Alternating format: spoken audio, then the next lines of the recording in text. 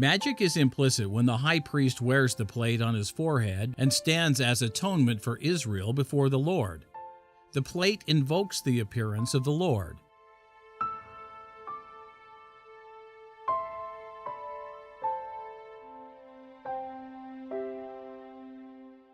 As we have stated previously, the Lord is bound when his servants obey his commandments. He must fulfill his end of the bargain.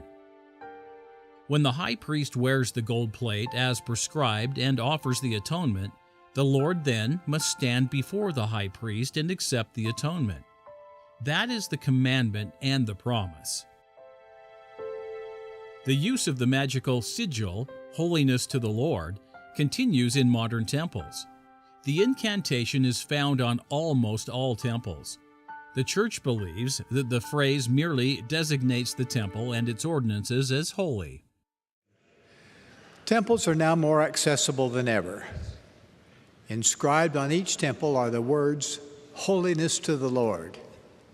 That statement designates both the temple and its purposes as holy. In this sense, the phrase becomes a motto, a statement indicating the temple's character. However, the Lord does not use symbols or words simply as mottos. They themselves are holy, have purpose, and willed power. The high priest's gold plate on the forehead atoned for sins and invoked the presence of the Lord.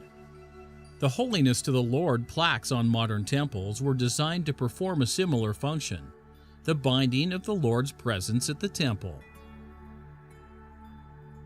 The express purpose of temples, including the Mosaic Tabernacle, is to provide a place where the Lord can manifest himself to and communicate with his people. The revealed dedicatory prayer for the Kirtland Temple makes this explicit.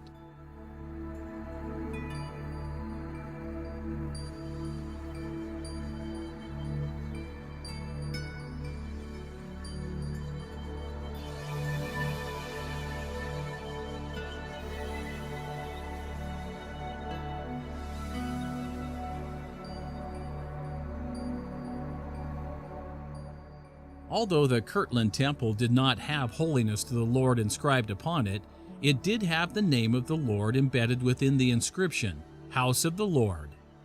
Holiness to the Lord inscriptions came later with fully functional temples, beginning with the temple in Nauvoo.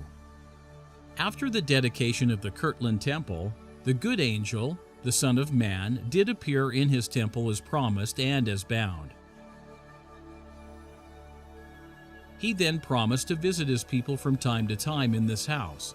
That is, he would continue to be magically bound to visit his people, contingent upon their faithfulness.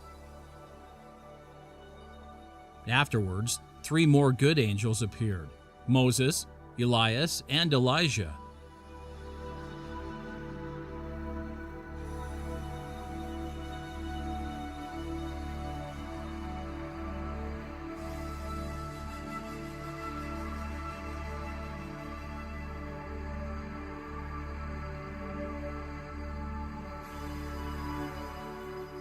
With holiness to the Lord and the name of the Lord upon his forehead, the high priest entered and exited the tabernacle.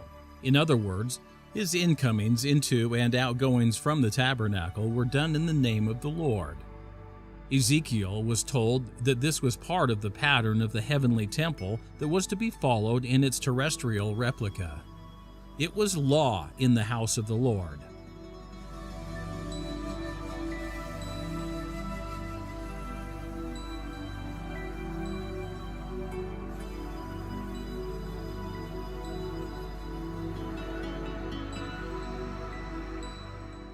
Every facet of a temple, its form, its goings in and out, and its ordinances are to be symbolically and magically patterned after the heavenly model.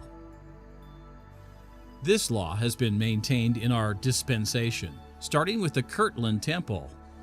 In the dedicatory prayer, the Lord commanded that the incomings and outgoings of his people and their salutations were to be done in the name of the Lord.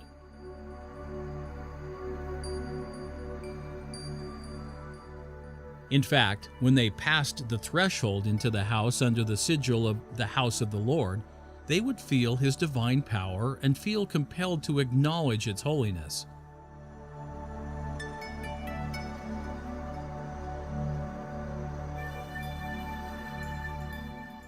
Earlier, the Lord had foreshadowed this pattern in a commandment to His saints to build a house of glory, a house of God.